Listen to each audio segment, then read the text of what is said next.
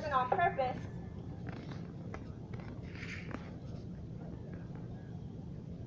Sorry, I got papers. Yeah, facts, people, watch out. I would recommend to everybody, Bartolome de las Casas wrote a book, and it's a narrative of the horrid and unexampled massacres, butcheries, and all manner of cruelties that hell and malice could not invent, committed by the Popish Spanish party on the inhabitants of West India and America.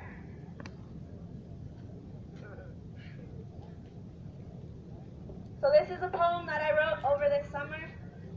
It's called Seventh Generation. And I thank you again, everybody, for listening to this today. We, the people of the United States, in order to form a more perfect union, establish justice, ensure domestic tranquility, provide for the common defense, promote the general welfare, and secure the blessings of liberty to ourselves and our posterity, do ordain and establish this Constitution for the United States of America. Neither the people nor the government have upheld the ideals set forth by our ambitious and admirable American preamble. In 1492, Columbus sailed the ocean blue. He bumped into the Caribbean thinking he found the Indians, and his belligerence gave birth to 500 years of blood. Centuries of chaos and the collapse of countless cultures were considered to be only collateral damage to a corrupt Christian crusader. Day by day, decade after decade, the indigenous still are deliberately destroyed and condemned to suffer the depletion of our spirits.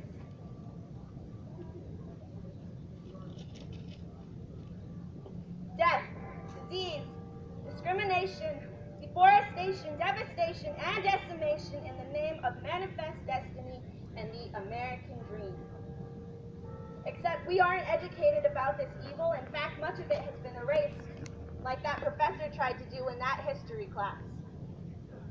This erasure ensues an era of enigmatic enmity that make every native an enemy in the eyes of the system. Federal law facilitates and perpetuates the forgetfulness of its fascism. Freedom for those who survived the fire was granted at the great cost of assimilation. The United States government made a game of the genocide and granted justice, domestic tranquility, defense, and welfare only to humans who had white skin. Their hatred remains hostile, and it is horrifyingly clear that this North American Holocaust has revealed its abhorrent habits to be hereditary.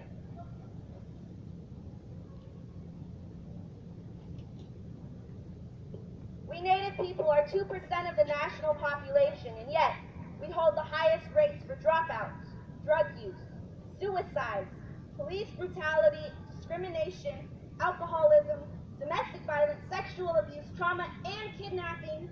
And we are a demographic whose offenders are rarely ever prosecuted, and this is not an accident. This is a continuation of the genocide. I do not tell you of our heartbreak to guilt you or depress you, but to make you aware. It is clear that the genocide affects us to this day, and it is irrefutably evident that the government still is intent on ignoring our need for justice. However, the times are changing and changing fast. Moves are being made in Indian country, and our systematic culture of silence is being interrupted by the voices of the oppressed who refuse to be killed. Even though the KKK still hunt us down, we are liberating ourselves from the lies history has told, and we will no longer be misunderstood, misrepresented, or misheard, but instead be vocal, stand tall, and necessitate the nurturing of our Indian culture.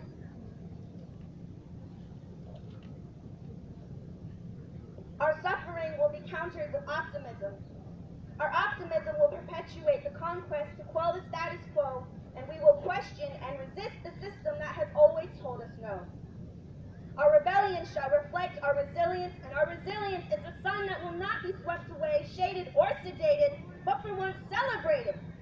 And we will take the time to educate ourselves and others in order to usurp and undo the ubiquity of unlawful violations committed by the United States government. The vehemence and the violence we have survived will transform the wicked ways of old, and the warriors of this new age will exterminate xenophobia. This is my dearest dream, to experience years of my life in a world that yearns for the end of our persecution as much as we do. Even though the past is painful, and even though our plight is still underappreciated, and even though the odds and statistics are stacked against us, we will not play a role in exiling ourselves into extinction. I will not sit in a history class and have a history professor that tell me what happened here was not genocide.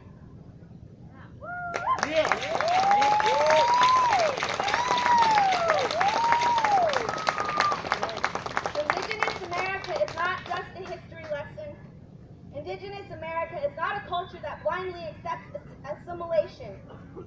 Indigenous America is not a zoo full of individuals on display asking for pity or handouts. Indigenous America is what your foundation is literally built upon. Indigenous America speaks to you now, and from this day forth, I declare myself independent.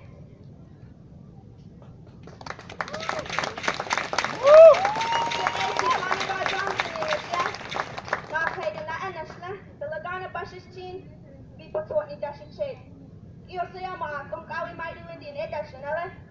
I am here, and we are here, and we will not be silent.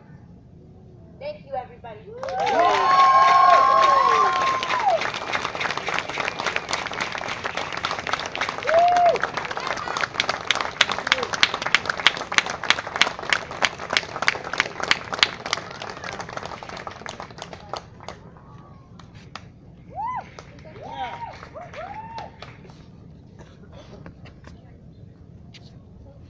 Hold up on the mic, Nick.